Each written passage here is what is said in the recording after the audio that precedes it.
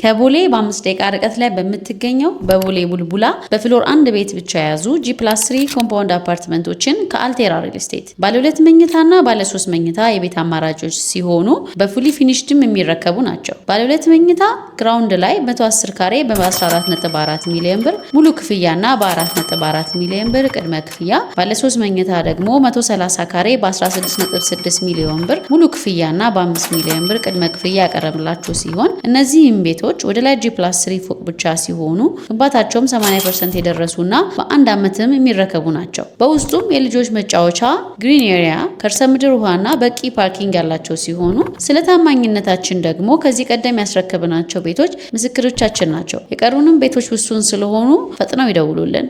ሰሞኑን ብዙ ነገር ሲባልበት የቆየው እስራኤልና የኢራን የሰላም ስምምነት እንደገና ጥላ እንዳጠላበት እንደደፈረሰ የሚያመለክቱ መረጃዎች እየወጡ ነው።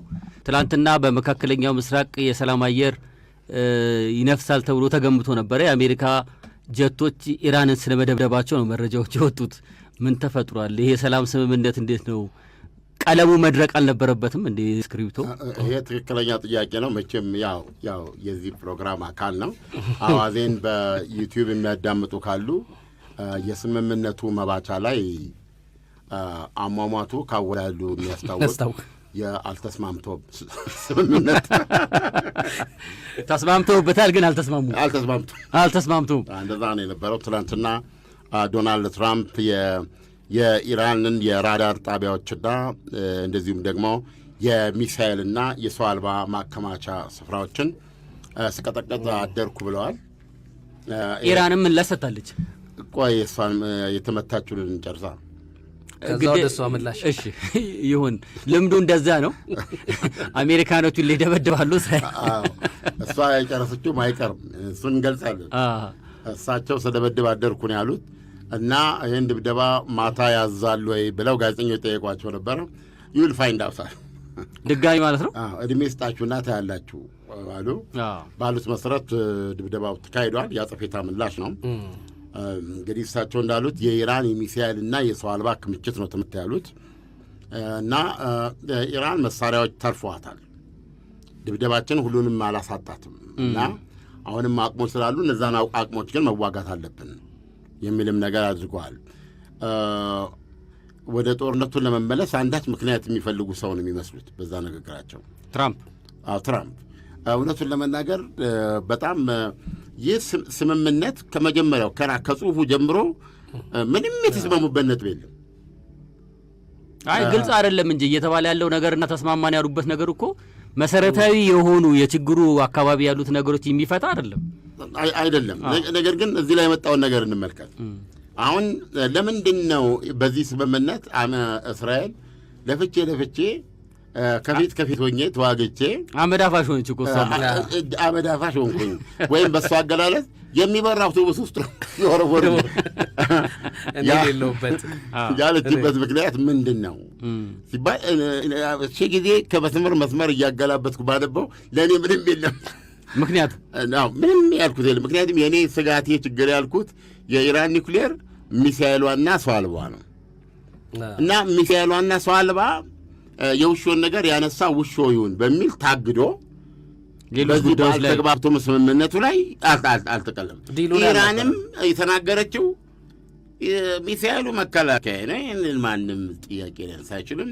የተራዳ የሚባል ነገር የለም፣ አንድ ወጥ ነን፣ ይሄ ያልተነሳም ብላ በድል አድራጊነት ነው የምትናገረው። አሁን ማርኮ ሩቢዮ ባለፈው የሰላጤ ሀገሮች ናቸው የሰላጤ ሀገሮችን በአሁኑ ሰዓት ያደጉ ጊዜ እንዴት ይመለሳል እያሉ የሚከነከኑ ናቸው። ተመልሶ ጦርነቱ ቢመጣ ያደጉ ጊዜ ከጦርነቱ በፊት የነበረው ታዲያስ የተድላው አንድ ሰው እኮ የለም ከተባልክ የት ሄደ ካልክ ትንሽ አዱኛ የመጣለት ከሆነ ዱባይ ነው አይደል? አሜሪካ እኮ አሁን የሚል ነው። አሜሪካ ለመጥፋት እዛ ለመኖር ነው። ገብቶሃል? አንድ ሰው ግን ፈታ እንዴት ነው ባለው ዘና ፈታ ለማለት ከሄደ እንደው ብቻ አንድ ሰው በዚች በኑሮ አቋም ላይ ቴክስ ወደ የሚል ነገር ካለ ዱባይ ነው። ዱባይ ሄዳል ማለት ነው። ወይም ደግሞ ወሬ ጨዋታ ላይ የማህበራዊ ትከሻን ከፍ ለማድረግ ዱባይ ነበርኩ ብለህ ነው የምትጀምረው። መቼም ቱምቡክቱ ነበርኩ ተብሎ አይጀመርም። ቡርኪና ፋሶ የለም። አሁንም ቢሆን ዱባይ ስጋት ላይ እየወደቀች ነው። አሁን ባሉት ሁኔታዎች ተመልሳ እንደገና ታገግማለች የሚለው በኢራን የሰላም ስምምነት ላይ የተመሰረተ ነው። የሰላጤው ሀገሮች የሰላም ዋስትና አሁን ቢሆን የተሞናሞነ ነጭ ጤፍ አቁሟል እዛ በቃ። ከዚህ አሁን እነሱ እየተጨነቁ ያሉት መጀመሪያ የተረባረቡት የሰላሙ ደጋፊ ናቸው። በነገራችን ላይ ሰላሙን እንክንክ ብለው ከተሸከሙ ኃይሎች መካከል ቱርክ ከዛ መታ አንዷ ናት። እንደዚያ አድርጋ ሰላሙን ለማምጣት እውነቱን ለመናገር ግን የተሰራ ሰላም የለም። ገብተዋል እና የለም እና ኳታር የራሷ ታሪክ በራሷ የምትታይ ሀገር ናት። ዋንኛው በአሜሪካና በኢራን መካከል ይሄ መፋረስ፣ ምክንያቱም ቤዚካሊ የሰላም ስምምነት የለም። እስከሌለ ደግሞ የሰላም ስምምነቱን እንዲሰሩት ማድረግ ነው እንጂ ይሄ ዝም ብለህ የምትሰፋው ነገር የለም። በቃ ግድል እያለች የምታደርገው ኳታር ናት። እና የሰላጤው ሀገሮች አሁን ለጊዜው ይሄ መቀንደሹ በኢራን መቀንደሹ እንትናቸው ነዳጅ ማደያቸው የተፈጥሮ ጋዝ እንትናቸው ምን የሮጡ እንትን ውስጥ ዋሻላቸው እንዴ? ምንድን እንደ እስራኤል ጥይት መከላከያ ቀድሞውኑ የታለና እነሱ ጋር እኮ የሰላም አየር የነፈሰበት ለዘመናት ነው። ይሄ የታሰበ ነገር የለም። ይሄን ቀድሞ አልሰሩም። ህንጻቸው ውስጥ ነው የሚሆነው። እንግዲህ ህንጻው አብሮ ካልፈረሰ በስተቀር ህንጻማ ድንም እዛ ለመሞቻ ወጥመድ ዝገባ ማለት ነው። ያ እኮ አውቀዋለሁ። ያ ድድር በሩ ራሱ ቲክነሱ እንደ ምናልባት 18 20 ሴንቲሜትር ይሆናል ቲክነሱ በሩ ራሱ። አዎ መስኮቱን እኮ አትከፍተውም። እንዲህ ለአራት ሆነ እንደዚህ አትከፍተውም።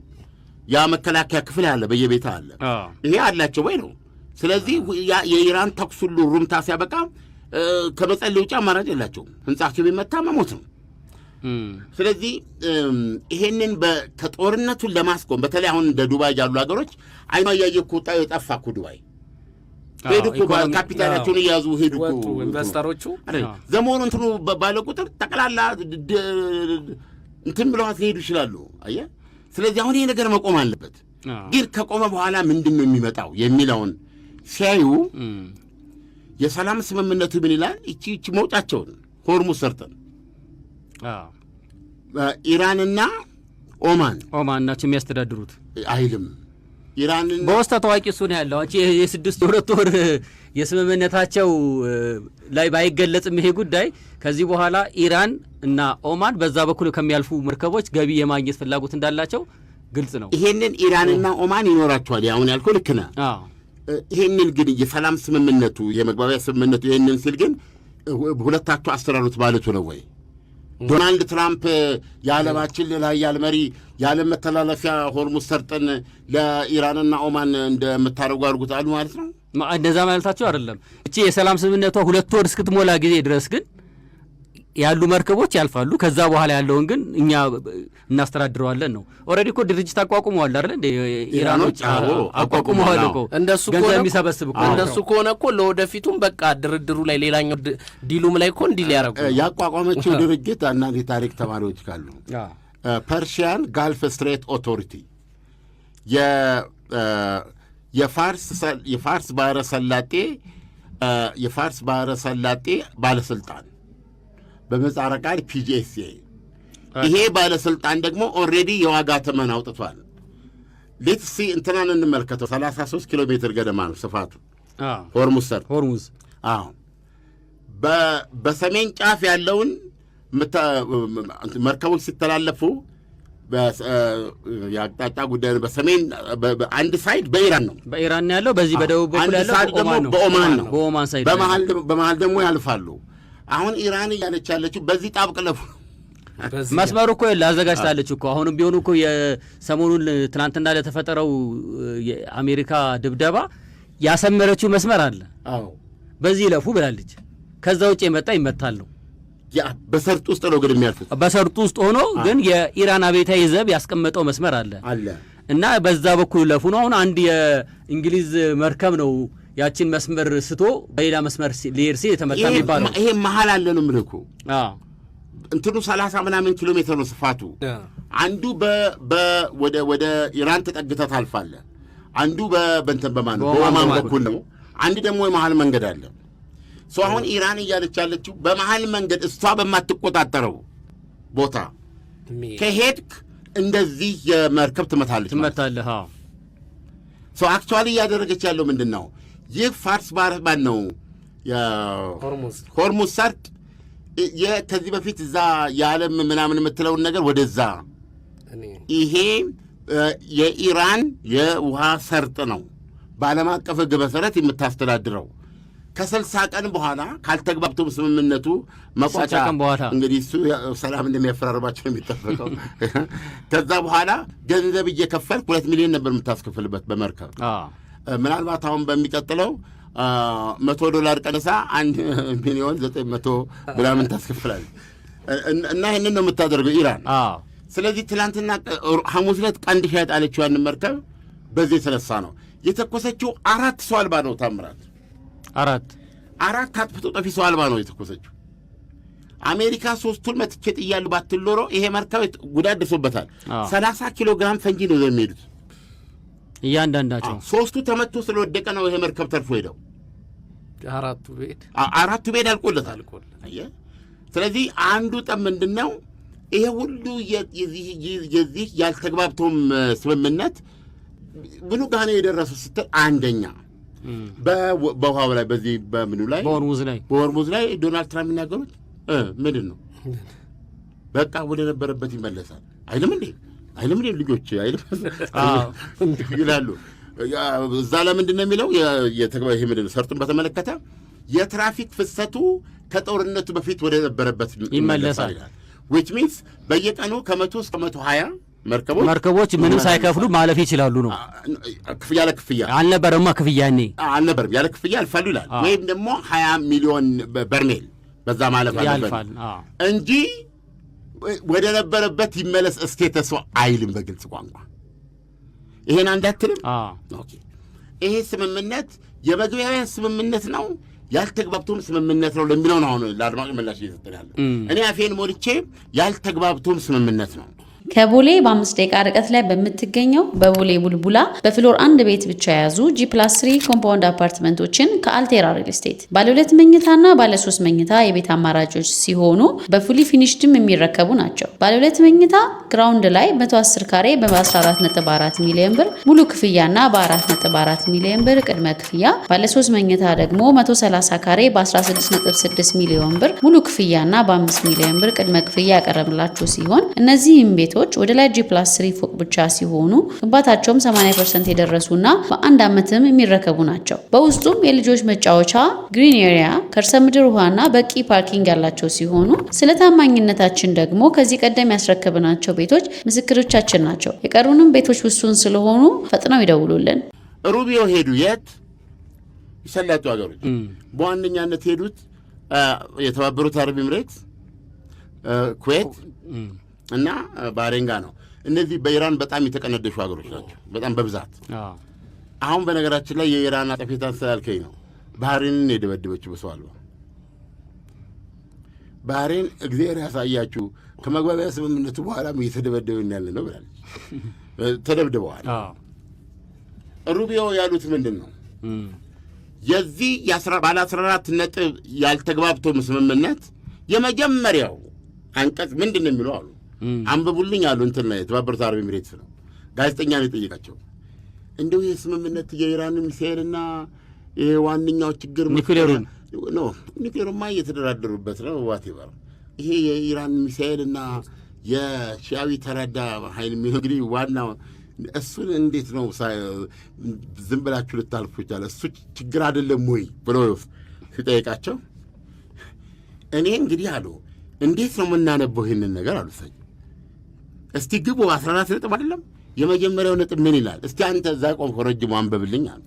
ሳብ አድርጎ ይህንን ስምምነት ሲያነብላቸው ጦርነቱ በሁሉም ግንባር ይቋጫል ይላል። ታዲያ እሱ ምን ማለት ነው? ይሄ ማለትማ እስራኤልስ በዛኛው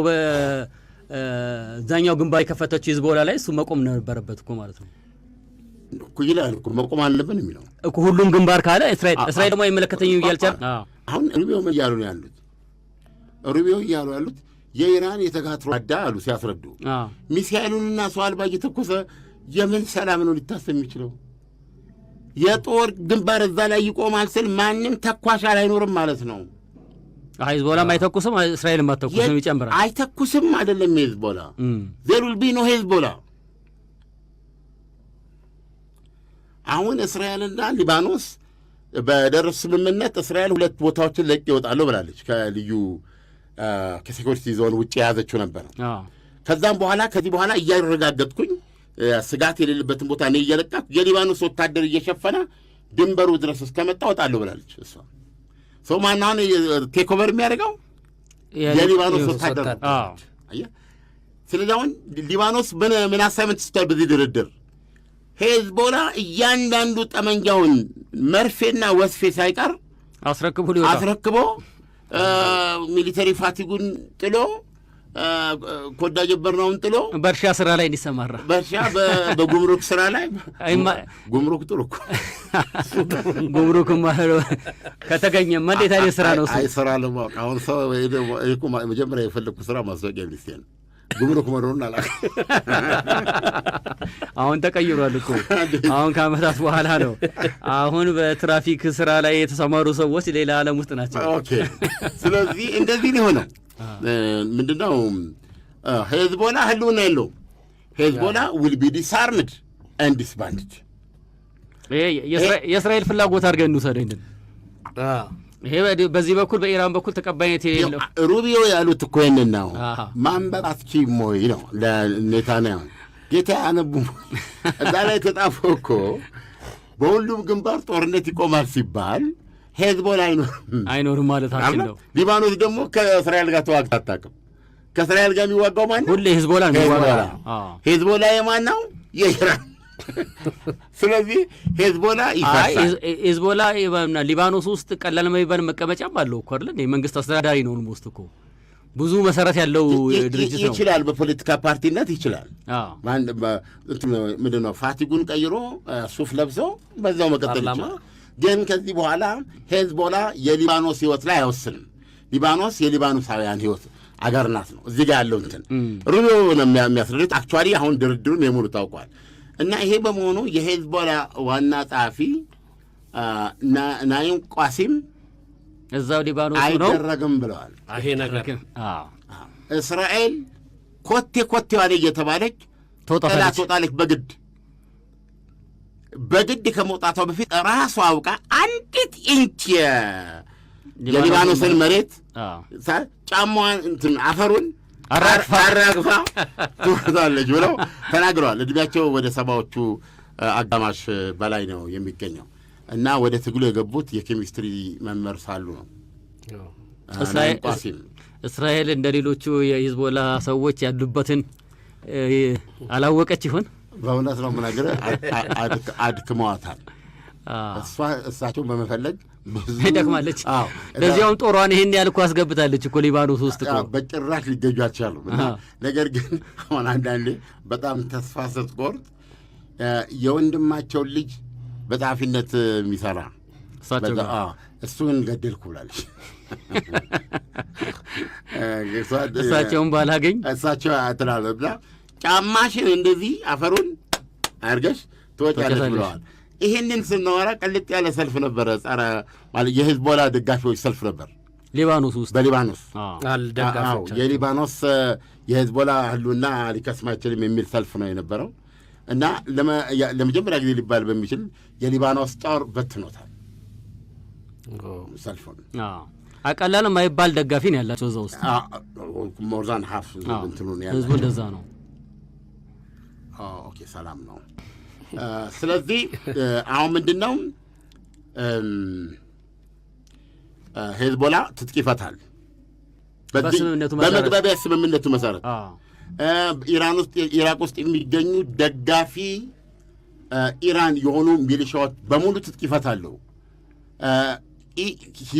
ሂዝቦላ ይባላል ሌላ ኢራቅ ውስጥ እንዲህ እያለ እስከ ሐማስ ድረስ ሐማስ ሚሊተሪ ጋዛ ውስጥ ያው ህልውና ያለውን በዛ ስምምነት እንዲህ ይሄ ነው የሚደረገው።